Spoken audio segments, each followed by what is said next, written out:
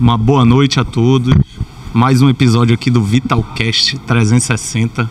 Um prazer muito grande aqui receber nosso amigo médico, Dr. Pablo Cirino, né? O homem aí dos cabelos, né? Tá. Obrigado pelo convite. Tava ansioso já em vir aqui com essa Tentamos várias vezes, né? Sempre tinha algum entrave ali, ou ele não podia, ou então o Alex viajava, que o Alex viaja muito. E aí, hoje a gente conseguiu trazer o Pablo aqui para. O cara que mais trabalha aqui. Não falou, você falou que só tava viajando só, que podia ser trabalho, podia ser de férias, reuniões, business, né? Alex é do business agora. Mas é um prazer muito grande, tá? Dr. Pablo Cirino, dermatologista, especializado aí nessa parte de cabelo, né? Vai falar um pouquinho aí sobre mitos e verdades dos transplantes capilares e dos tratamentos também, né? Então, um prazer muito grande te receber aqui, Paulo. É isso, meu amigo. Fico feliz aí pelo convite. É um prazer estar com vocês aqui. Pablo, prazer também. Pode continuar. Eu sou o Dr. Felipe Mota, médico oftalmologista. Eu sou o Dr. Alex Sá, sou médico oftalmologista também. Obrigado aí pela audiência de vocês. A gente vai já colocar o link aí pro pessoal que está acompanhando a gente aqui. A gente está aqui no restaurante Mercê. Fazer uma propagandinha aqui do Mercê, que é um grande parceiro nosso. Uma propaganda também do Amazon Fish, que sempre está colaborando aí bastante com a gente. E eu vou começar com a pergunta nossa aqui, que é de praxe, que é o que é Você explicou pro convidado? Claro. Mas ele assiste, cara. Assiste todo. Você assiste o Vitalcast, você tá dentro. Acabou que a gente falou de tanta coisa aqui. Começou um bocado. Tá craque já. Começou um bocado, abriu uma história chamando o pessoal que é careca pra assistir. Aí brigaram comigo. Você não pode chamar de careca. Careca hoje é pejorativo, é um xingamento quase. Mas peço perdão a você que é careca, que eu acabei chamando você de careca. Por enquanto. Que agora a gente está arrumando uma solução aqui. Solução, inclusive, para sua vida hoje aqui. Então, vou fazer a pergunta que é: o que é vital na sua vida, Pablo? Meu amigo, primeiro eu queria agradecer mais uma vez, tá? Um prazer estar aqui com vocês. Eu vou te falar que o que é vital para mim é buscar Deus, sabe? Ter uma relação íntima assim com Deus, não é aquela relação de ir na missa do domingo, no culto. Eu sou evangélico, né?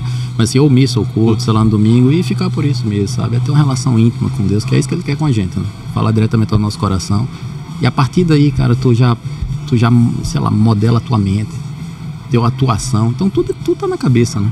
Então quando a gente vai atender um paciente, principalmente quem é da área da estética, por exemplo, tem pacientes que levam, assim, uma alteração que, por exemplo, que possa estar surgindo, no caso do cabelo, queda de cabelo, uma entrada, um afinamento do fio, ao ponto de não querer sair de casa. E assim, é um pouco desproporcional. Eu entendo que é uma dor, né?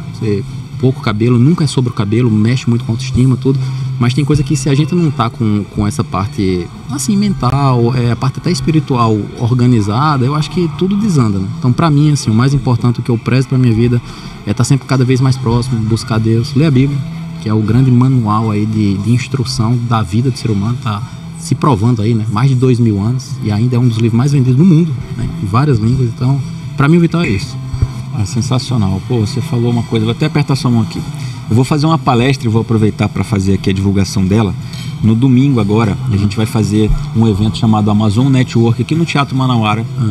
A gente vai falar sobre o tema inteligência emocional. Vão ter 10 palestrantes lá falando sobre esse tema, sobre atitude, sobre autoconfiança, sobre autocontrole, sobre foco. São vários temazinhos bem legais. E na minha palestra eu vou trazer um tema também nessa parte de inteligência emocional, mas eu falo bastante de Deus. Então eu tenho alguns slides lá que eu coloco um versículo da Bíblia para poder de conversar. E hoje eu peguei e fui apresentar essa minha palestra antes, né, para uma ou duas pessoas, para dar a testada, ver se colocava ou tirava algum slide, para cronometrar também o tempo. E aí fala assim: pô, mas tem muita coisa sobre Deus aí, tem muitas pessoas que nessa palestra, não vou pregar numa igreja, né? Sim. Então vai ter pessoas de várias religiões e de várias denominações. Eu falei, vai ter no meio do... Não, vai ter tudo, né? Aí eu falei, mas essa é a ideia, eu vou falar de Deus. Pois é. Não importa quem vai estar assistindo, a ideia justamente é falar de Deus, principalmente para quem não está acostumado a ouvir falar sobre isso. E aí você falou sobre a Bíblia, né? Mais de 10 mil anos. E é interessante que você falou aqui um pouquinho antes que você consome muito esse conteúdo motivacional, da psicologia positiva, de PNL, eu acredito também. Você citou Napoleão Hill. Tá tudo na Bíblia. Tudo na Bíblia. Tudo. Escrito há mais de 2000 anos. Se o cara puxar qualquer tema aqui pra mim, eu te mostro onde é que tá escrito. Exato, tá tudo lá. Não tem mistério. Tá muito na moda, gratidão. Tá na Bíblia e tá na vida de Jesus, tá? Exato. Gratidão. Tá lá em Tessalonicenses. Em tudo dai graças. Exatamente. Qual é o sentido da gratidão? Você tem que ser grato e tal, porque você é melhor, tu é próspero, com uma mentalidade próspera, tá tudo. Retorna, né? Retorna tudo. Então, cara, a Bíblia é fantástica, assim. Eu acho que é atemporal, né? Atemporal. E vai servir para sempre. Imagina, você acredita que Deus que criou o ser humano, quem é que entende mais do que a gente? Exatamente. O modelo de vocês aí de cirurgia. Ninguém vai entender mais que vocês criaram. Sim. Tu sabe o porquê. Tu tava me explicando daquela espuminha pra mexer o olho e tal. Tu sabe o porquê daquilo. Então, assim, o manual tá lá, feito pelo Criador. Exatamente. Escrito e inspirado por ele. Então, Pablo deu aí um gancho pra tu fazer mais um merchan aí. Mais um.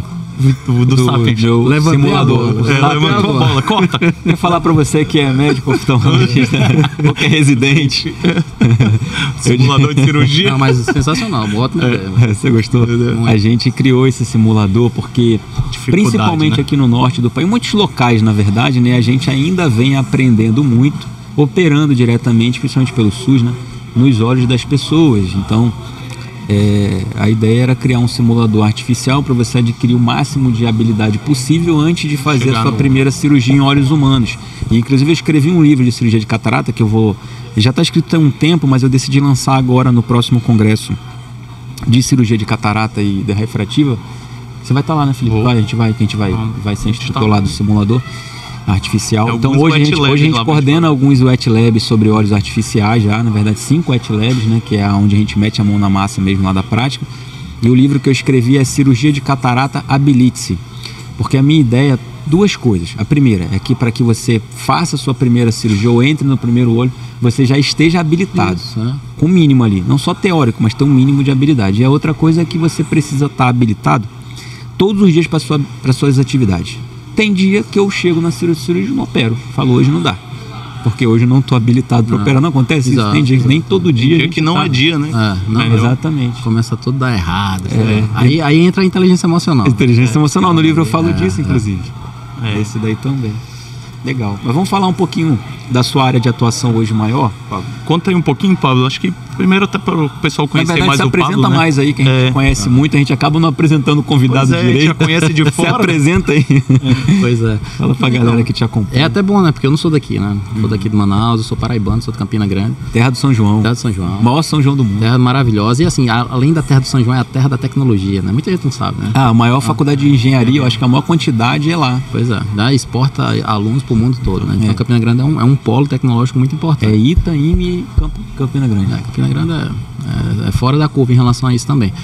E aí eu fiz faculdade de medicina em Salvador, né? Passei lá. A gente, né, estudante de medicina, sai fazendo vestibular em tudo que é canto. Principalmente o pessoal do Nordeste. O Nordeste, porque é tudo muito próximo, né? Você vai de carro fazendo prova. Fazendo, eu acho que no meu ano eu fiz umas 10, 12 provas, sei lá. Enfim, eu gostei muito de Salvador, assim, foi onde a primeira faculdade de medicina do Brasil, né? Foi lá. Então, assim, tem uma história muito forte. Aí foi bom. A faculdade foi boa, adoro, tenho ótimos amigos lá. Aí eu fiz a minha especialização em dermatologia na UFRJ, no Rio, que também, assim, foi o berço aí da dermatologia nacional junto com São Paulo, Rio de Janeiro. Rio de Janeiro, pô, muito maravilhoso, assim, tem um foco bom em doença, mas também, que isso é muito legal, um foco na estética também. Porque, assim, estética, cara, eu vou te falar, não é frescura. É impressionante como a gente pega alguns pacientes que estão, assim, sofrendo por causa, sei lá, de alguma alteração, porque tá se sentindo mais velho ou mais velho, e isso muda tudo, muda a atitude. Com o esposo, com a esposa, no trabalho. O cara começa assim, pô, tô velho, tô mal. Então isso é muito importante. Tem uma visão. Queda de produção. A gente tem uma visão diferente em relação a essa questão da estética. E, enfim, fiz sei lá, são 3 anos, né, de especialização em dermatologia. Aí depois eu passei eu queria me especializar mais. Cabelo sempre foi uma paixão pra mim. É uma das coisas que a gente mais presta atenção, né? Que a gente mais... Você vê questão histórica aí, o cabelo tá... Então, na Bíblia, né? A gente falou da Bíblia aí, a história de Sansão, que é de onde vinha a força dele e tal. E em outras sociedades aí, tipo, o corte de cabelo ia mostrar pra qual casta o cara, né? Faz parte. Então, assim, é muito importante. E eu queria me especializar mais. No Rio, a gente ficou basicamente na parte das doenças, que é básico. Um cirurgião de transplante capilar, se ele não entender da doença, tipo... Não dá, né? Tem que entender a base para você tratar primeiro e depois, se for o caso, fazer o transplante. No Rio, na época, não tinha especialização em transplante. E aí eu fui para São Paulo, eu passei na USP lá no cirurgia dermatológica primeiro, eu fiz 1 ano de cirurgia dermatológica, aí pega tudo, né? Câncer de pele e tal, pega essa parte capilar também, e depois eu fiz a parte de tricologia médica mesmo, que é das doenças bem mais aprofundada. Era um ambulatório só de doenças do cabelo e tal, então foi muito legal. Aí lá eu abri minha primeira clínica, né? Transplante capilar, com alguns sócios lá. Lá no Rio ainda? Lá, em São Paulo já, isso em São Paulo. Aí São Paulo... já depois da sub, fez a sub em São Paulo, né? Em São Paulo. Aí, enfim, começou a fazer transplante capilar. No decorrer desses anos aí, eu fiz alguns estágios fora, sabe? Tem um hospital em Paris, que é o Saint-Louis, que tem um sub-hospital só do cabelo, cara, é uma coisa incrível, assim. Tem muita doença. Tem ambulatório, imagina, ambulatório de cabelo afro. Só ambulatório. Doenças de pessoa que tem cabelo afro. Ambulatório que tem alterações, por exemplo, pacientes asiáticos, por exemplo. Tem toda uma estrutura diferente. O cabelo é mais espesso, tem a questão da densidade também muda bastante e tal. E aí depois eu fiz um estágio na Alemanha, foi mais na parte de cirurgia dermatológica. E aí, enfim, aí vem vários outros estágios, né, que a gente vai fazendo de transplante capilar. Eu fiz e você fala essas línguas aí, dá pra desenrolar? Você cara, no inglês? Não me viro bem. Em alemão também? Sempre foi uma paixão, assim, pra mim, sabe? Antes de ir pra Alemanha, eu me preparei pra ir, que alemão é outro nível. É difícil e assim, você não entende. É diferente de um italiano, tá falando, você dá uma desenrolada e tal. Mas na Alemanha eu tinha um amigo meu que já estava lá e falou: Pablo, vem falando alemão, porque senão tu não vai aproveitar muito. Aí eu entrei em contato com o professor, ele falou: ó, Pablo, você pode vir quando você quiser. Aí eu falei: professor, eu vou daqui a 2 anos. Aí, cara, como assim 2 anos? Não, porque eu quero ir falando alemão. Aí eu me estudei lá, eu estava em Salvador na época, né? Eu estudei alemão, assim, eu cheguei num nível de atender os pacientes em alemão, me virava bem, mas jamais fluente. O alemão é muito difícil, né? Precisa de muito tempo. Sim. E aí, na França, eu enfim, antes de fazer o estágio, eu tinha já passado 2 meses e meio em Paris, já estudava francês, aí foi legal. Francês eu desenrolo um pouquinho melhor, assim, que alemão. E, cara, é sempre melhor, né? É sempre melhor tu chegar falando da língua da pessoa. E outra coisa, a pessoa... Ainda é mais respeitoso. Muito mais. Impressionante. Muito mais. O Mandela falava isso, né? Se você quer falar diretamente com o cérebro da pessoa, fala em inglês, se for de outra cultura. Se quer falar diretamente com o coração, fala na língua materna da pessoa. É outra coisa, né? Outra receptividade e tal. Então, e fora que tu aprende muito mais também, né? Lógico. Então, foi legal. E aí eu fiz esses estágios e tal. E aí, enfim, foi desenrolando, né? Lá em São Paulo a gente abriu uma clínica de transplante capilar, junto com meus sócios, eram cirurgiões plásticos. E essa conversa entre a gente foi muito legal. Porque, assim, eles tinham muita parte cirúrgica. Eu estava começando na parte cirúrgica, mas eles não tinham muita noção da parte clínica mesmo, né? Sim. E aí, cara, foi muito legal, porque quando a gente foi fundar a clínica lá, ele falou, ó, vamos focar no transplante e tal. E a gente tem muito tratamento antes. Até ir pro transplante. Sim. Então, eu sou muito do pensamento que, cara, quanto mais a gente puder recuperar, melhor. Não precisa fazer cirurgia logo de cara, entendeu? E aí eu comecei a mostrar, essa foi uma situação interessante. Fiz uma reunião antes de abrir a clínica, eu comecei a mostrar uns tratamentos que eu faço lá, que é técnica regenerativa, MMP capilar. E aí eu comecei a mostrar o antes e depois. Aí o cirurgião plástico, o chefe lá, né, que foi quem nos ensinou, o doutor Dalton Locatelli, ele olhou assim e falou: Pablo, não sei se seria uma boa a gente focar muito nisso aqui. Aí eu fiquei até preocupado, pô, não é possível, o cara tá achando ruim o resultado. Bom, né, tu vê bem melhor depois do volume. Eu fiz, por quê, doutor? Ele fez, cara, senão a gente não vai operar. Só vai fazer isso. Vai fazer só isso aqui. Clínico. Pois é, cara, mas é bom. É bom porque assim, a gente vai recuperar o paciente. Tipo, querendo ou não, é um procedimento cirúrgico. Se a gente, é igual, tipo, no oftalmo também. Se você conseguir ser cada vez mais conservador e num caso que for cirúrgico, você fazer basicamente a cirurgia, vai ser muito melhor. E foi um sucesso por isso, né? A gente começou a fazer muito tratamento, a galera começou a gostar, e quando ia fazer a cirurgia nesse paciente que tratou, já estava muito melhor, mais fácil. Melhor, uma área pequena, bem mais tranquilo. Então, só para entender um pouquinho, Pablo, uma coisa até que a área de atuação é conjunta aí com o pessoal da plástica? Tem o pessoal da plástica faz? Tem. Começou assim, quando eu entrei na ABCRC, que é a Associação Brasileira da Cirurgia de Restauração Capilar, a maioria era plástico. Tipo assim, 70% cirurgião plástico e 30% dermatologista. Porque o cabelo é anexo da pele, né? Total, pois é. E é uma coisa que eu nunca entendi também, o porquê disso, cara. É porque assim, tem especialidades que como tem uma certa interface, meio que começou a fazer mais e pegou.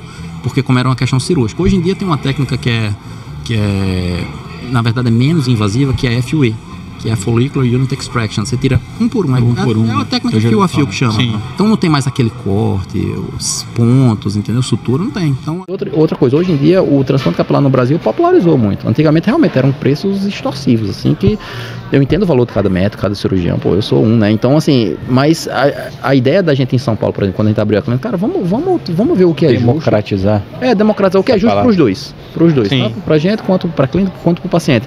E não faz muito mais sentido tu ia operar na Turquia por essa questão também, entendeu? De, sei lá, de valor e tal, mas começou a pegar muita fama por isso, entendeu? Cara, não paga imposto, bota vários taxas pra operar, muita gente começou a ir. Então... plásticas que tinham aqui na América Latina. Exato. Venezuela tinha muito, né? Maluquice, cara.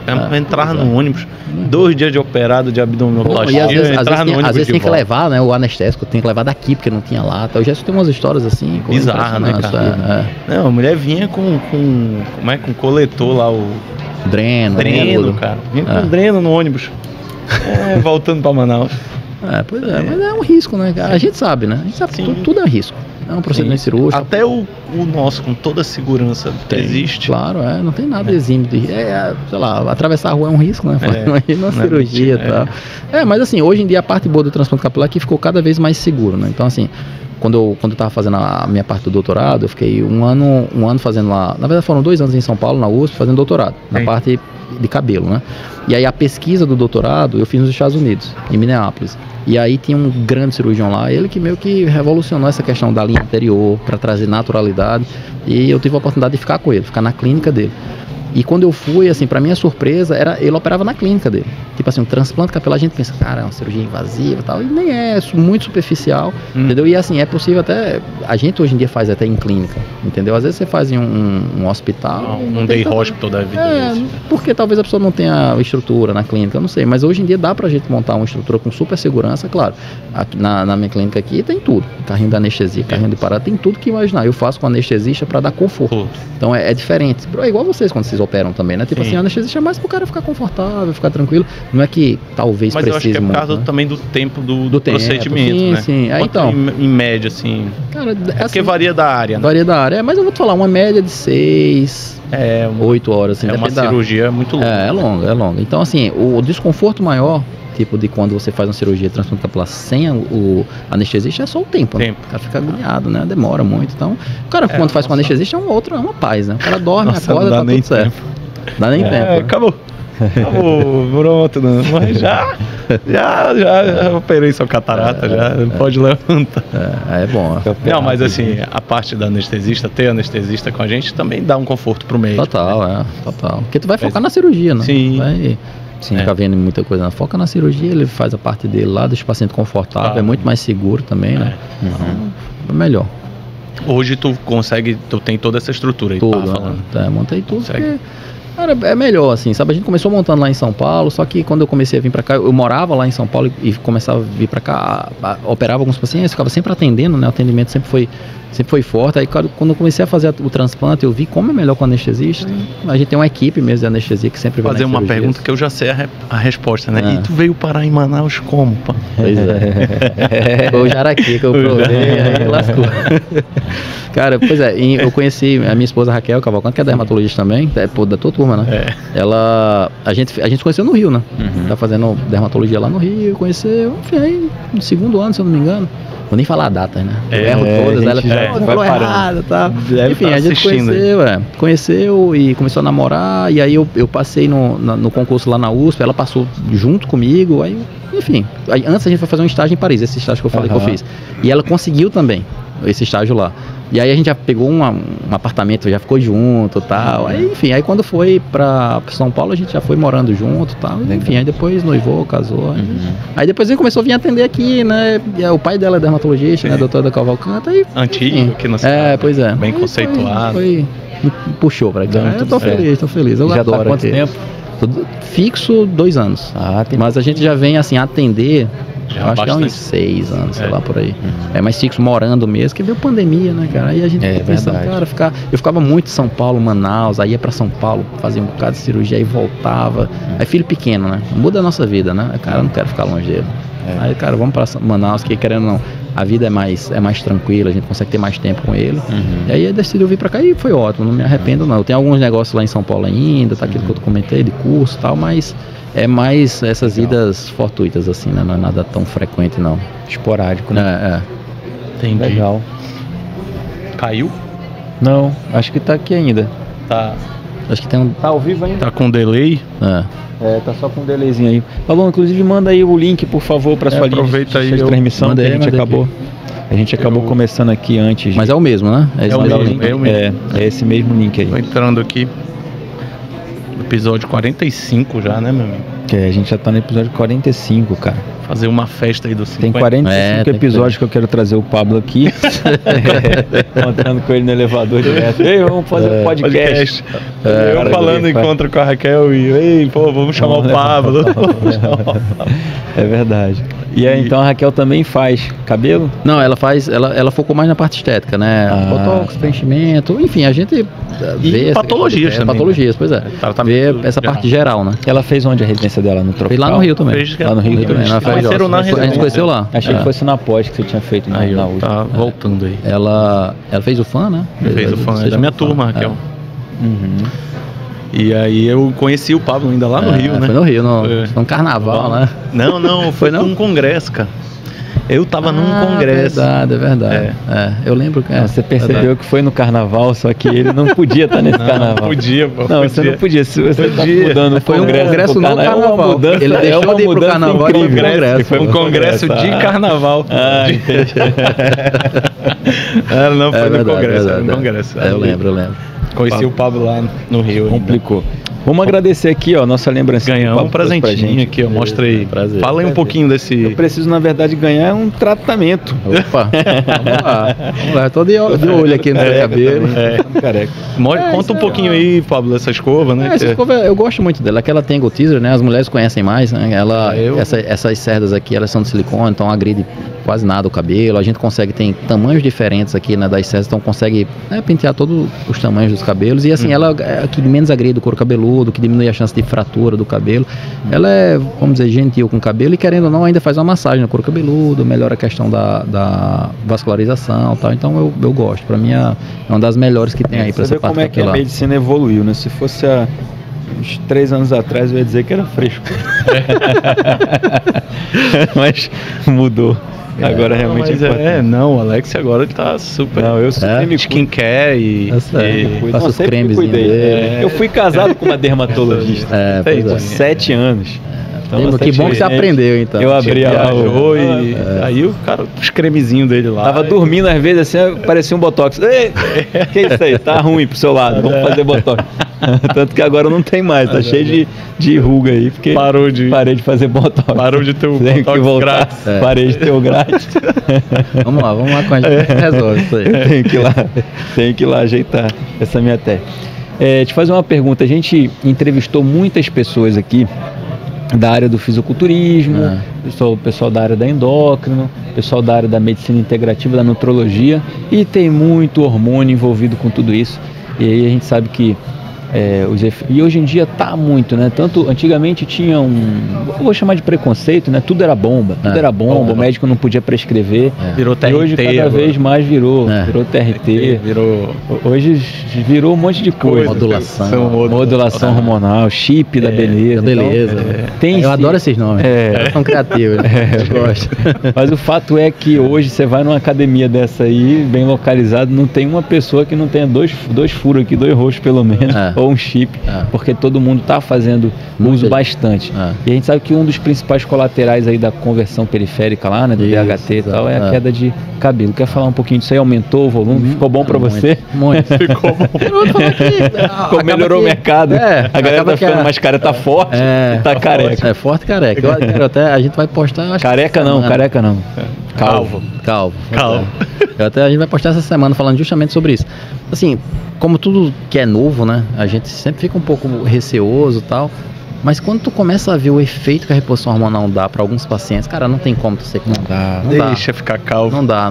Não, mas eu vou te falar que a parte boa é que dá pra ajeitar. Dá pra ajeitar, pois é isso que eu falo. Cara, a gente tem que buscar o melhor dos mundos. Sim. Não adianta o cara estar forte e calvo, ou cabeludo e, sei lá, sem disposição. Chega em casa, a nossa idade, querendo, a gente sabe que começa a cair um pouquinho a testosterona e tal. Então tu quer chegar em casa, trabalha o dia todo, cansado, estressado, e quer brincar com o filho, né? Broxa. Eu não queria falar isso, não, mas isso é uma coisa boa. Essa é uma coisa boa pra se falar.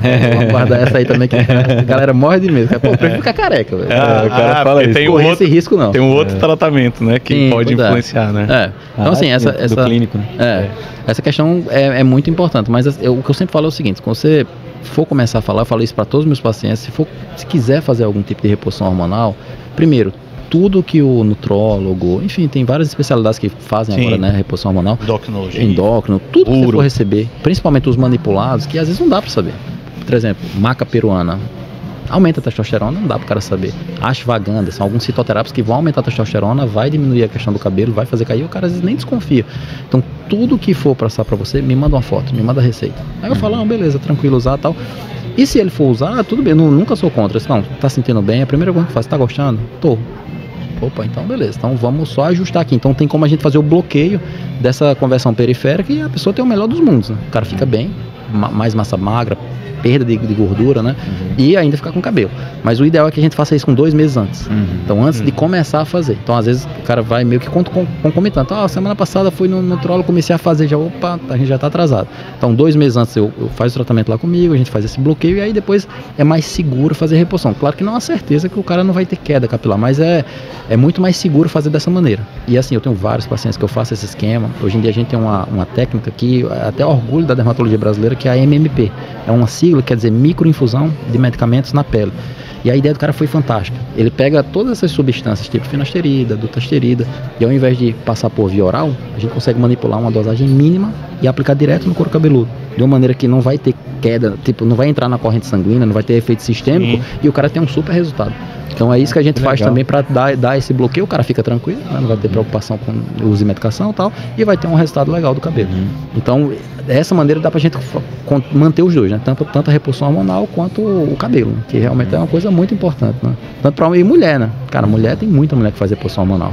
É muita chip, e a mulherada começa a usar, adora, né? E a alopecia androgenética pra mulher é a pior coisa que pode acontecer pra ela, né? Porque o homem tem esse negócio, né? Mas seja genético. Os carecas que ela gosta mais. Tem essas coisas agora. Que não mulher. Viu? E não ela que não. Tanto é que é uma prova que não é, que, cara, é impressionante. Alguns pacientes chegam, tem homem que às vezes não liga muito, né? Aí quando chega o homem com a mulher, falei, tudo bem, meu amigo, prazer recebê-lo aqui. O que é que te traz aqui? Ele fala, ela.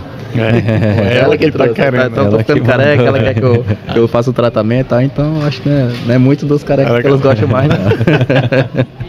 E tu falou de um outro assunto também, tem é mito ou não é, né? Hoje em dia, como é que tá essa situação por causa da finasterida.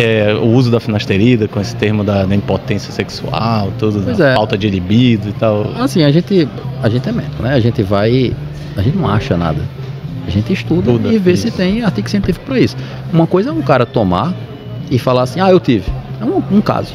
Agora, uma coisa são 1000 pessoas tomarem, com um estudo controlado, com a idade certa. Então, assim, a partir de 40 anos a gente já cai. A questão de libido é normal, né? Então, tem vários estudos mostrando isso. E hoje em dia, nenhum estudo vai comprovar que a finasterida pode dar impotência, pode dar, enfim, diminuição da libido. Não existe, pelo menos no momento, que comprove. Existe o contrário, que inclusive até melhora a libido.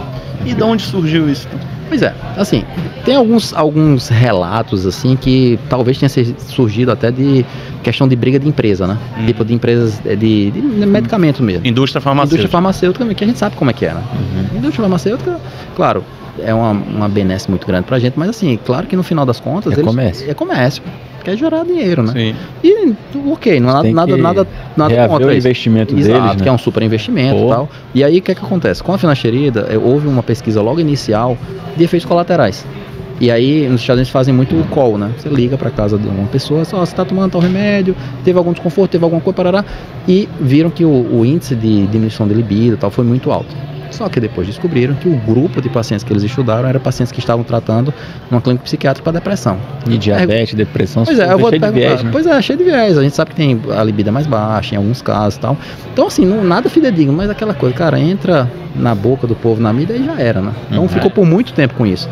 E a gente sabe que na medicina existe o efeito placebo e tem o efeito Hawthorne também, né? Que é aquele. Eu vou te falar, Felipe, toma essa água aqui, cara, eu já tomei essa água, mas tomei, eu sinto um desconforto gasto e tal, mas eu acho que, cara, quem for sugestionado, tu vai tomar, tu vai dizer, cara, tô sentindo também. Então a medicina tem muito disso, né? Quando você fala que pode causar, cara, muita gente vai ter. Sim. Então pode chegar até 20%. Ainda mais isso, que tem um efeito diretamente com a ansiedade, né? Pois é. O cara já tá tomando, já fica preocupado. Não, total com ansiedade. Total. Então, assim, quando você vê essa parte de impotência, se tu tira, tipo, obesidade, o cara não é obeso, o cara faz exercício físico, tira tudo, é a cabeça do cara. Né? Então, você tem que, tipo, não tem diabetes, várias doenças que podem associar associar isso. E aí depois começaram a fazer vários estudos, né? Porque assim, é um medicamento fantástico, fantástico. Sim. Começaram a fazer estudos, por exemplo, com faixas etárias diferentes, pacientes de 20 a 40 anos, um grupo tomou a finasterida, 1 mg de 20 a 40 anos, e outro grupo não tomou a finasterida de 20 a 40 anos. E pegaram, fizeram de 40 a 60 anos um grupo que tomou e outro grupo que não tomou. E viram que a incidência de diminuição de libido era exatamente igual nos dois grupos. Que a gente sabe que pode ser de 2% até 4%, né, de questão de diminuição de libido na população geral, que não toma remédio, não faz nada. Então, assim, não se viu esse aumento, assim, dessa questão da diminuição de libido. Aí já tem outro estudo que mostra que, eu acho que foram quase 1.000 pacientes que viram que os caras falaram que até melhorou a libido. Por quê? O cara tomou finasterida, cabelão, se sentindo garotão, melhorou a autoestima, tal, melhora a autoestima. A autoestima é tudo pra gente, né? Sim, então, assim, tem vários estudos. E outro, né, pra finalizar dessa questão de estudo, que eu achei fantástico a ideia do cara. O cara pegou 2 grupos, mesma faixa etária, e fez a comparação, ó. O que é que ele falou? Vou dar finasterida pros 2. Os 2 vão tomar, os 2 grupos. Só que um grupo vai saber e outro não. Quem é que tu acha que teve efeito colateral? Quem sabia? Quem sabia. Então os 2 tomaram finasterida, mas assim, quem não sabia que estava tomando, disse, não, eu tô tranquilo e tal. Entendeu? Então assim, tem muito disso também, a cabeça é muito importante. Mas aí eu explico isso pro paciente e ele fala, mas por que você não vai me passar a finasterida oral? Aí sim, aí entra outro estudo. Tem um estudo europeu agora que saiu agora há pouco tempo, mostrando que o uso tópico, por exemplo, a finasterida ou do tasterida, que é da mesma classe, fizeram um estudo comparativo. Os pacientes que só usaram topicamente e os pacientes que tomaram por via oral. Efeito colateral bem baixo nos dois, mas mais baixo ainda no quem usou topicamente, e o resultado clínico igual. Para que eu vou dar remédio via oral pro cara? Né? Se você usando topicamente tem um resultado semelhante. Então assim, a gente é médico, mas assim, na minha cabeça, quanto menos remédio, melhor. Sim. Então eu sempre começo assim, eu faço uma escala de tratamento do paciente. O paciente chega, eu começo aqui, ó, essa quantidade aqui, basicamente vitamina, algumas soluções tópicas e tal. Se o cara ver que não está evoluindo, então eu vou escalonando, né? Agora se eu começo já lá em cima, último, como é que eu vou saber se eu passar só tópico o cara não ia melhorar? Sim. Então, eu vou te falar, a imensa maioria dos meus pacientes melhoram sem a finasterida oral. Só o tratamento tópico, com essas aplicações que a gente faz MMP, entendeu? Enfim, tem outras técnicas também, como a PRP, eu gosto da melhora dessa questão do volume capilar e tal. Então tem muita coisa, né? A medicina está evoluindo muito e evoluindo mais para esse campo de cada vez menos invasivo. E a MMP, que é essa técnica que a gente coloca diretamente no couro cabeludo, é maravilhoso, né? Tu falou no início que tu foi citar esse tratamento, que tu falou assim, era o orgulho da dermato brasileira, porque o cara desenvolveu no Brasil? No Brasil. É o Dr. Samir Arbache, ele é do interior de São Paulo. E hoje em dia a MMP serve para muita coisa. Então assim, por exemplo, tratamento de melasma. A gente vai botar, enfim, alguns ácidos para melhorar topicamente. Difícil tratar melasma. Difícil, super difícil. Tem que usar toda hora protetor. Vai ser seu amigo fiel, aí vai estar sempre lá, por isso que a gente tem que estar sempre tratando também. Mas coloca uma concentração mínima, mas já vai direto no couro cabeludo, e foi um dermatologista que desenvolveu essa técnica. Eu até tenho um trabalho conjunto com ele, porque ele focou muito na questão do tratamento de pele, né, do rosto e tal. E como eu comecei a ter resultados muito bons assim no couro cabeludo, a gente começou a desenvolver um artigo junto, enfim, a gente até o doutorado, né, tanta coisa. Eu falei, professor, dá um tempinho aqui, deixa eu dar uma respirada aqui, eu tô cansado já de estudar essas coisas, mas enfim, a gente pretende voltar aí. Mas é isso, foi ele que criou, desenvolveu essa técnica e tá difundida aí na dermatologia brasileira, né? Eu acho que precisa ainda dar um boom aí pro mundo todo, né? Tá começando alguns artigos aí, o pessoal tá publicando fora e tal, mas a técnica é maravilhosa, quase zero efeito colateral, a gente coloca só topicamente, uma concentração baixíssima, é 0,1% da finasterida. Então, que para isso, é tão pouco, mas é o suficiente pro folículo, né? Ao invés de você tomar por via oral, vai ter toda aquela questão da absorção sistêmica, às vezes não absorve tudo, vai cair na corrente sanguínea, para depois estimular o folículo, a gente já coloca lá. E é outra diferença grande também. Então assim, quando eu monto o protocolo para os pacientes, eu falo, olha, me dá 6 meses. 6 meses você vai estar melhor. O quanto vai estar melhor, eu não sei, vai depender se o cara vai estar usando tudo em casa e tal, mas em 6 meses vai estar melhor. Antigamente, quando fazia o tratamento por via oral, era 1 ano, 1 ano e meio. E aí quem é que fazia o tratamento por 1 ano, 1 ano e meio, para começar a perceber resultado? O cara saca, não tá dando certo e tal. Então é sempre assim, tratamento capilar. Aí baixa a libido por qualquer outro motivo. Qualquer outro motivo. Exato. É isso que eu falo. Aí o cara chega em casa, tá cansado, tá estressado, brigou com a mulher, finasterida. Entendeu? Então, até porque ele tem que botar a culpa em alguém. Tem que botar. Nunca vai ser. Isso nunca aconteceu comigo. Eu tô bem, aconteceu comigo. Agora eu tô tomando essa primeira ferida. Mas assim, a parte boa da finasterida é que assim, a imensa maioria das pessoas que relataram esse desconforto com a questão da finasterida, quando eles suspenderam, a imensa maioria volta normal, entendeu? Então é muito da cabeça, cara, é impressionante. E assim, é engraçado que uma vez eu tava atendendo aqui, aí a finasterida e a dutasterida, eles são da mesma classe. A dutasterida é melhor que a finasterida. São dois receptores, né? Exato, a dutasterida já vai bloquear os dois, o tipo 1 e o tipo 2 da 5-alfa-redutase. E aí um paciente chegou e falou, tô finasterida, cara, horrível, não gostei. Pois é, aí eu falei, mas agora eu tô tomando muito bom, não tive nada. Qual foi? Eu falei, a dutasterida. Ou seja, teoricamente ela é mais forte, era pra dar mais. Pois é, aí eu falei, pô, legal, tá, enfim, eu expliquei, ó, mesma classe, mas que bom que você não tá tendo nada, tá? Então assim, pra tu ver como é muito psicológico. O nome ficou muito forte, né? Então associa muito a isso. Então não vejo problema. E o salpalmeto? O salpalmeto é bom, né? Fitoterápico, ele é inferior no bloqueio da 5-alfa-redutase em relação à finasterida, mas eu sempre passo. Primeira vez, vai sempre associar passo. ali, não tem problema. Não tem problema, fitoterápico, o cara toma tranquilo, assim, existe um certo bloqueio aí dessa conversão, né? E tá tudo certo. A gente consegue controlar bem. Então, agora, o salpalmeto, na verdade, ele bloqueia a conversão ou ele age em receptor? No 5-alfa-redutase, no receptor mesmo. Então, acaba que é bom, é seguro também, entendeu? E assim, tanto é que tu, livremente, é natural e livremente em várias farmácias e tal. E deixa eu te perguntar uma coisa, aquelas lesões acneiformes que aparecem também no tronco e tal, por conta da androgênese, ela é do DHT também? Ou é do estradiol? Cara, na verdade é uma coisa meio multifatorial, entendeu? Que é muito comum, né? Você vê. Eu não tenho. Parte superior de tronco. Parte superior de tronco. Você tá muito curioso. Você tá muito curioso. É para um amigo meu me perguntou. Foi uma pergunta aqui, né? Que mandaram aqui no chat. Perguntando no chat aqui. Mas o aumento dos androgênios, no geral, vai causar isso. Tanto é que é tanto homem quanto mulher, né? Então, às vezes, as pacientes que chegam lá, eu já pergunto, tá com couro cabeludo mais oleoso? Tá. Sente o cabelo mais fino? Às vezes elas sentem também. E isso é muito legal. Porque, por exemplo, antigamente, e é isso que a gente tá falando sobre questão de tecnologia, eu sou um fã da tecnologia, eu acho que vem só para ajudar. E aí, antigamente, a gente ficava batendo o olho, o diagnóstico só no olho, né? Tipo a comparação. Você botava uma foto antes, depois você olhava, eu acho que tá melhor, tá pior e tal. Hoje em dia, a gente tem uma tecnologia que tem vários, né? Na verdade, são duas, assim, mais famosas. Tem uma que eu gosto mais, que chama Hairmetrics, que é uma inteligência artificial mesmo. Eu uso em todos os pacientes. Chegou lá, primeira consulta eu já faço. Porque a gente vai ver qual é o padrão do afinamento do paciente.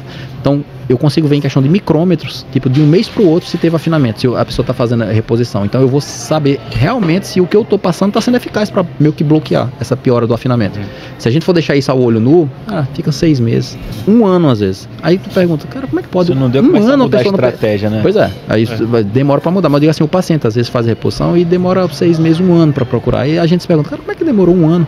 O cabelo tá muito pior porque a gente se acostuma, né? É igual aquela questão de perda de peso. Sim. Tu tá todo dia no gás, se olhando aqui no espelho, pô, tô mudando nada. Aí vem uma pessoa que teve há 6 meses, cara, como tu tá mais magro. Então a gente tá se acostumando com a nossa mudança e a gente não vê muito aquela diferença de quando você começou há 6 meses. Então a questão do afinamento é a mesma coisa.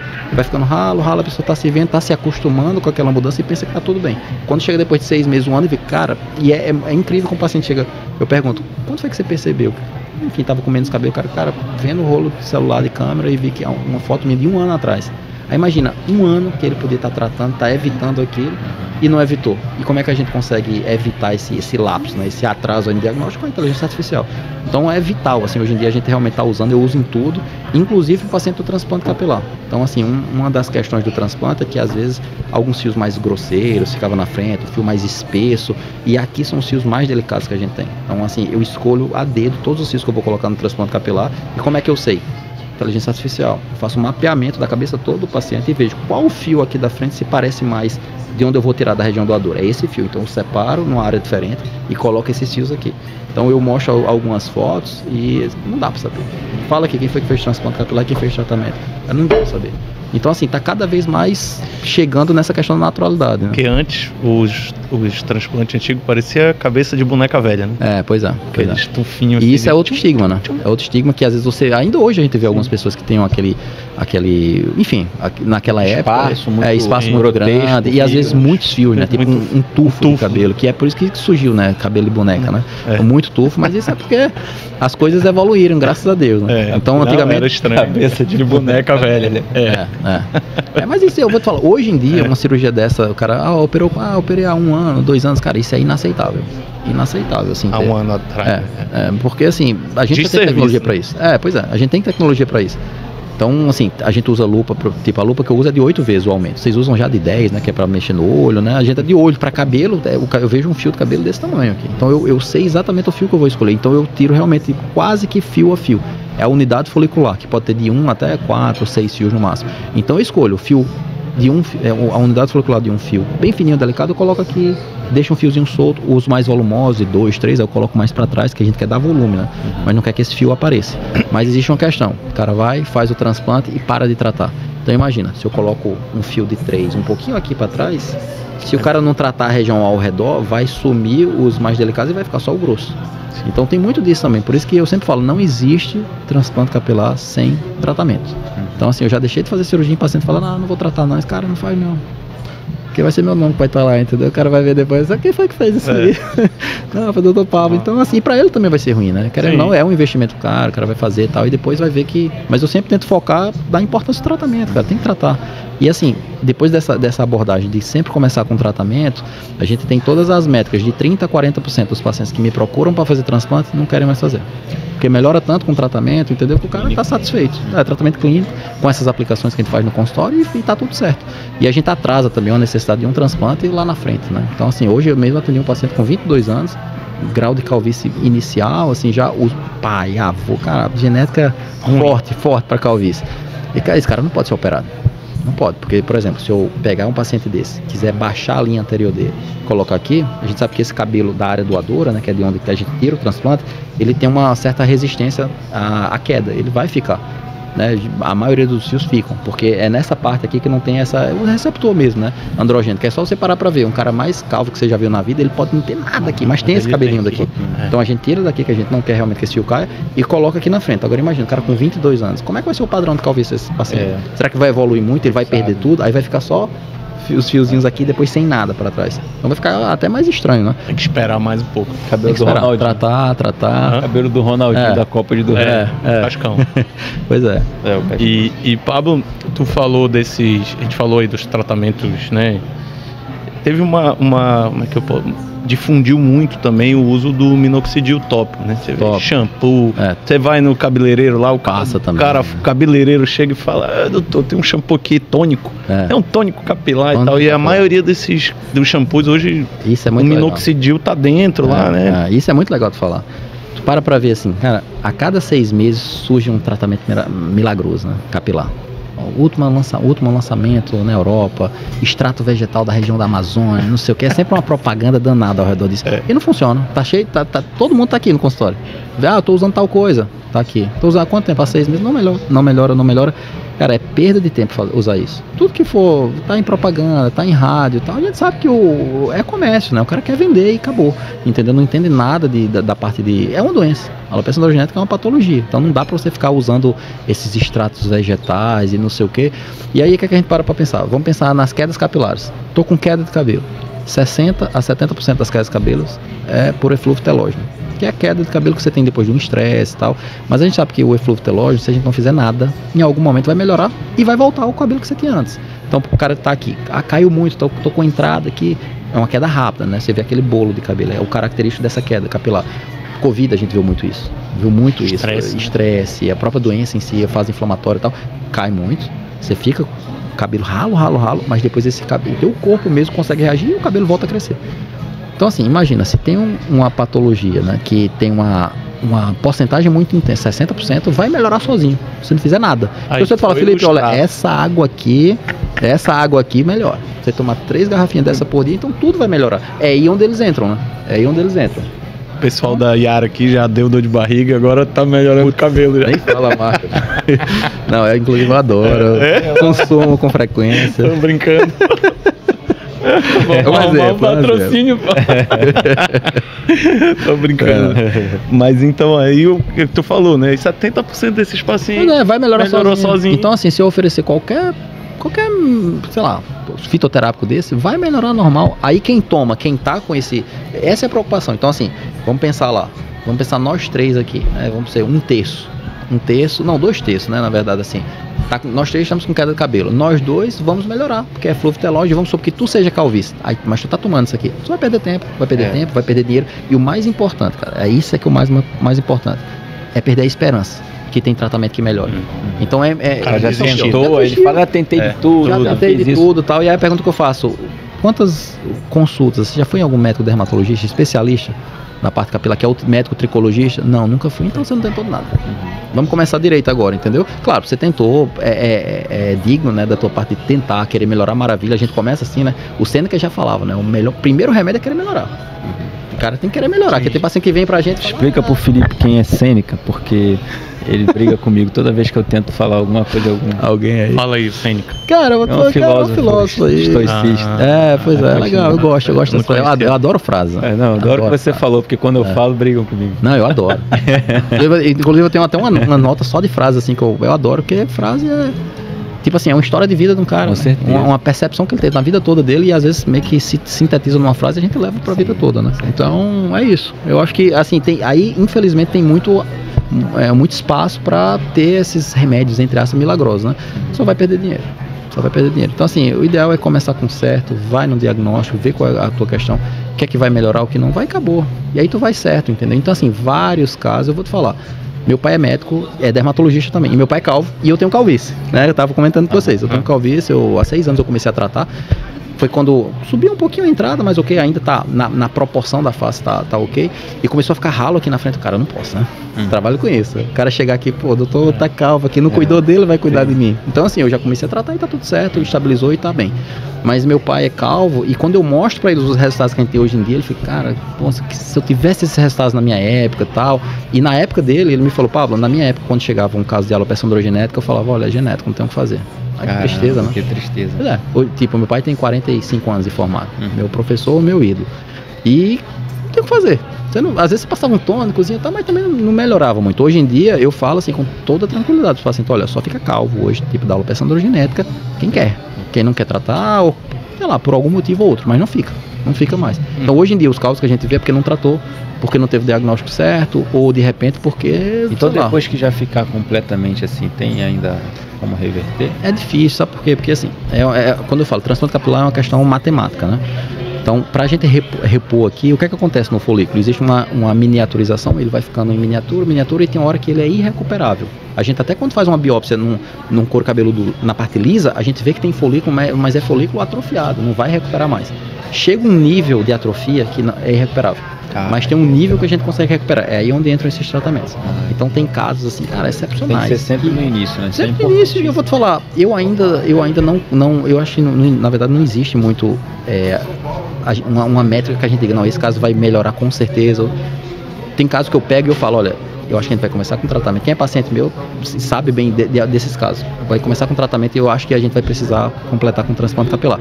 E tem vários desses que não precisam. Melhora tanto que até eu me assusto. A resposta graças é tão a grande. Deus. Graças a Deus, porque depende muito da pessoa também, entendeu? Então assim, tem pessoas que fazem tudo certinho e tem uma resposta mais naquela resposta completa e tem gente que tem uma resposta completa. Mas quando eu te falo, aquele calvo que tá com a careca lisa, né, que a gente fala, não vai recuperar com tratamento nenhum. E aí assim, e o transplante capilar? Também não é a última saída. Aí eu escuto muito isso, o cara fala, qualquer coisa faça um transplante lá na frente. Não é bem assim. Porque, por exemplo, pra gente fazer uma cobertura total, uma cobertura adequada assim, eu vou te falar, de 7 a 10 mil unidades foliculares, que vai dar mais ou menos uns, sei lá, 14 a 20 mil fios. Se o cara não tiver uma área doadora para essa quantidade, não vai dar certo. E outra, tem que ser mais ou menos o dobro, né? Ou seja, se o cara só tem 10 mil aqui, eu vou tirar 10 mil daqui e botar 10 mil aqui. Aí vai ficar cabelo aqui e careca aqui atrás, né? Então tem que ter essa questão, a gente tem que saber a quantidade certa para retirar, então tem que tratar. Porque se eu consigo segurar essa questão da calvície, se o paciente precisar de, sei lá, 2 mil, 3 mil unidades agora, eu vou lá e coloco e tá tudo certo. E isso é um problema também, que eu vejo, tipo, muito médico falando, focando muito em quantidade.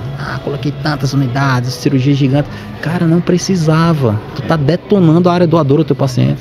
E assim, tu tá diminuindo a chance desse cara fazer uma cirurgia futura. Então, eu vejo alguns pacientes, tipo, 30 anos de idade. Cara, a calvície genética vai evoluir, só que a gente vai segurar, né? É igual um cabo de guerra, né? Tá puxando aqui, se eu soltar um pouquinho, vai embora. Eu vou puxar pra cá, pro meu lado. Eu tô segurando essa questão da calvície. Então, se o cara não trata, fica só operando, vai ter uma hora que não vai ter mais o que fazer de transplante capilar. Não tem mais de onde tirar. Por mais que hoje em dia, com essa técnica nova, a gente consegue tirar da barba, do peito, mas não é o mesmo cabelo, entendeu? Não é a mesma característica. Então, o ideal é sempre tratar, e nessas áreas que não recuperaram mesmo assim com o tratamento, aí a gente dá a opção de transplante capilar, né? Que aí melhora. Entendi. Mandaram umas perguntinhas. Eu no meio da semana, botei uma caixinha lá no Instagram, né? Aí mandaram vou fazer uma aqui, que foi uma que mais mandaram. Uma dúvida aí. Em média, qual o mais indicado para lavar o cabelo? Quantas vezes ao dia e tal? Que é uma dúvida. Essa pergunta é boa. Vou te falar assim, a medicina está cada vez mais individualizada e tem que ser assim. Então não tem como. A gente... Não tem receita de bolo. Não tem receita de bolo. Todo mundo é diferente. E o que é que eu falo? O que vai guiar o número de lavagens é o teu grau de oleosidade. Então assim, eu tenho pacientes que antes, cabelo seco, a raiz seca, doutor, eu lavo a cada 2 dias. A raiz fica oleosa? Não. Fica tranquilo. Então tá bom.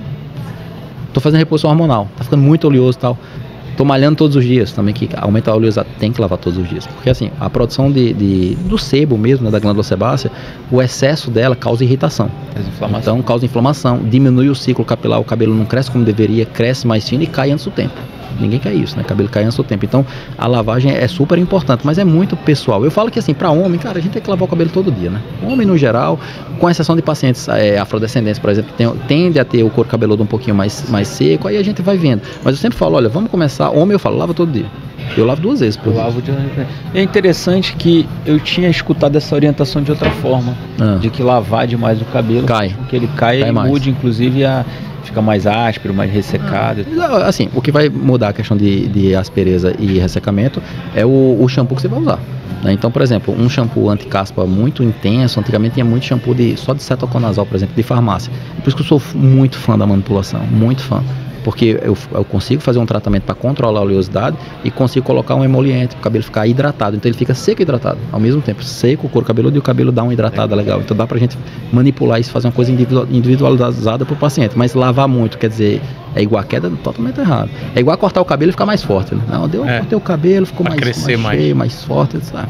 Se fosse assim, eu era cabeleireiro, né? Ficava só tesourinha, cortando lá. E deixava crescer. Pois é. Mas assim, existe um sentido em relação a isso. Quando a gente para ver a estrutura capilar, a haste capilar, ela é grossa na raiz e ela vai afinando. É como se fosse uma cauda, né?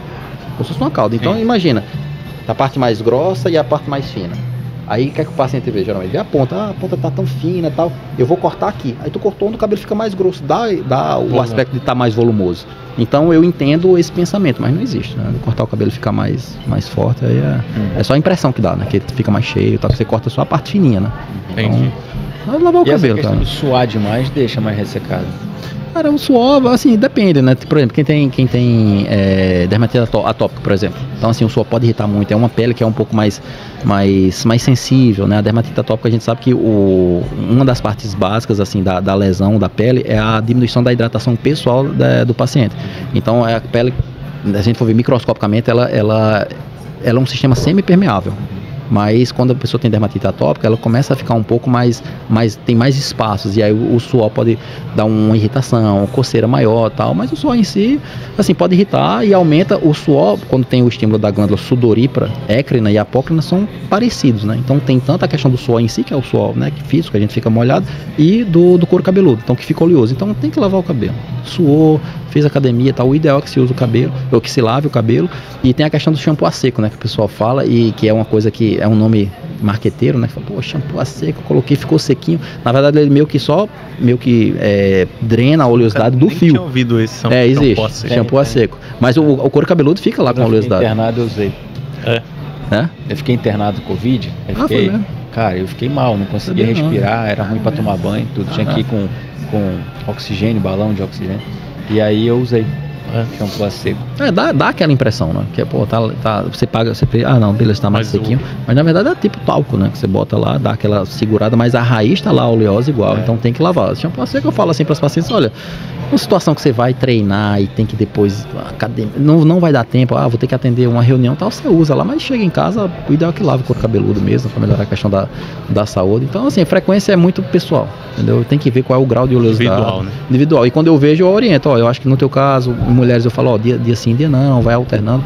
E eu alterno com esse shampoo de controle de oleosidade, que eu sempre falo de 1 a 2 vezes na semana, e nos outros dias que for lavar, com shampoo aí de preferência mesmo, né? Mas essa parte de cabelo é uma das coisas que tem mais mito, né? Teve outra, eu sempre aprendo, né? Teve uma que fala cortar o cabelo na lua, sei lá, lua nova. Tem uma coisa assim. E tem gente que acredita, né, cara? É engraçado, enfim, é bom, né? É cultura popular, né? Mas assim, também não, pelo menos até hoje, não se tem muito evidência. Assim, cabelo do que é signo de peixes e ascendente. Jubão. Tem uns ascendentes. Ascendente em escorpião e... É doido. Tem muito desse. Isso aí, meu amigo. Muito mito. Pablo, manda um recado aí pro pessoal, acho que já fomos aí já o nosso tempo, né, de 1 horinha. Opa, passou rápido, hein? O bate-papo aí que sempre rápido, cara. A gente vai conversando aqui, vai tomando um. Isso acabou que você tomou só um ginzinho aí. Não, tá bom. Pessoal aí que tá assistindo, deixa um recadinho aí, principalmente vende seu peixe, onde é que você tá atendendo hoje? Tá, a gente tá no Crystal Tower, né, aqui na sala 601. Eu tô basicamente assim focado em cabelo, né, tanto na saúde capilar como um todo, né, no tratamento e no transplante capilar. Então o que eu falo assim pro paciente é que a minha ideia é que a gente traga realmente um tratamento integral capilar. O problema capilar, não importa qual seja, a gente vai tentar realmente buscar uma solução mais viável e mais confortável assim pro paciente. Então é do começo ao fim, né, do diagnóstico, que é o básico, é o mais importante, depois do tratamento e depois o transplante capilar. Então assim, a gente montou um spa capilar específico aqui para fazer tratamento também, não só do couro cabeludo, que é o que a gente faz, mas do fio, que é super importante. E eu sempre falo, olha, problema capilar não é puxar a sardinha pra gente, mas procura logo um médico tricologista, tá? Um dermatologista, tricologista, porque isso é muito importante.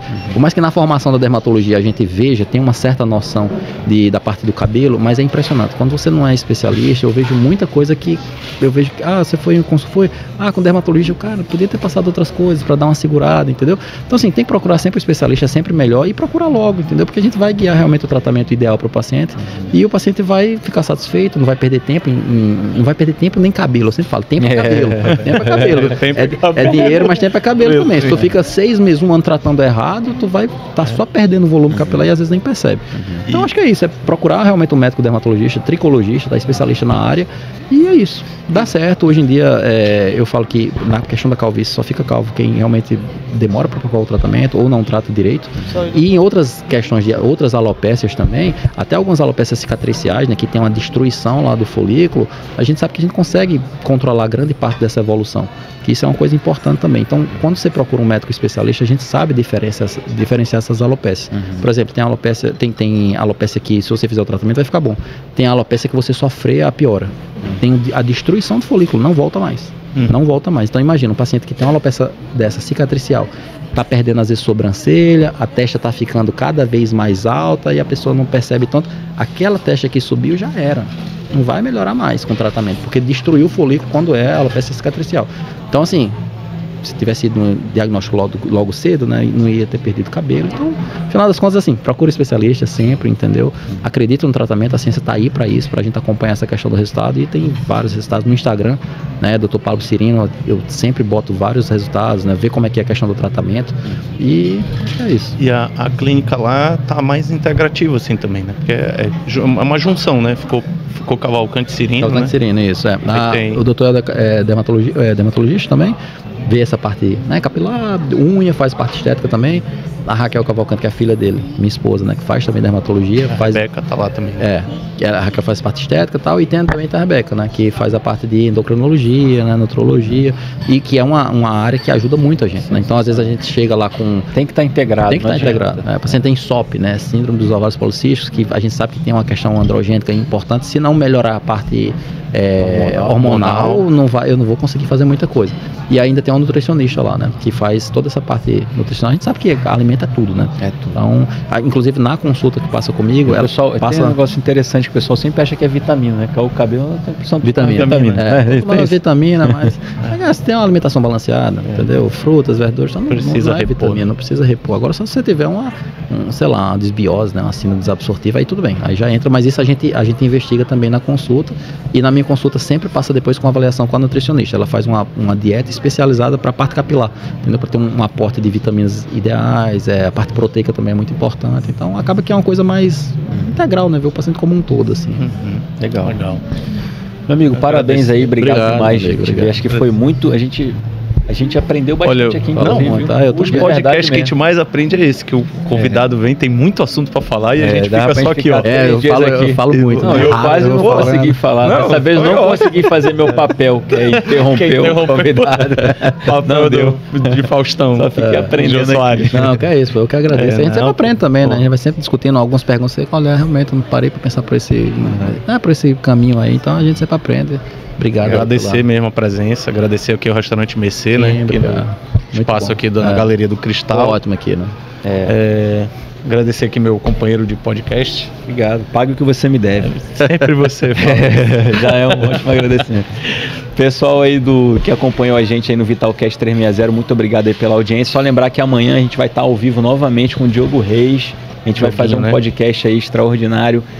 O Diogo Reis é um menino que treina aqui em Manaus, ele é manauara, não só ele, mas a academia dele, do professor Melker Galvão, formou vários campeões mundiais, inclusive o Mica Galvão, que é filho dele.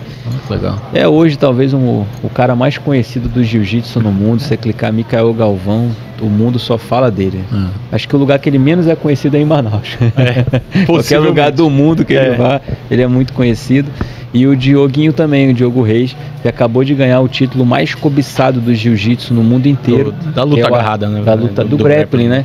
Que é o ADCC, que é um evento onde qualquer pessoa que luta, qualquer modalidade de grappling, como o sambo, o wrestling, a greco-romana, a luta olímpica, a luta livre, se inscreve em regra do ADCC. E ele foi lá e legal o jiu-jitsu ganhar, né? No meio de tantas modalidades. E legal o Cidade Nova. Lá diretamente da Cidade Nova. Manaus exportando aí vários talentos. E aí ele tá, claro, não mora mais aqui, né? Mas tá passando agora um períodozinho de férias aí, aproveitou acho que o feriado. E a gente vai lá com ele amanhã pra gravar um ao vivo lá. Pegar uma pizza lá do esporte, qualidade de vida. E vou levar o kimono, que eu quero pegar uma pizza do Diogo. Mais uma, né? Oportunidade, né? Eu treinei muito tempo com ele. Pessoal, muito obrigado aí. Obrigado, muito. Pessoal. Vitalidade. Tô na aguinha. Vamos na água aí também.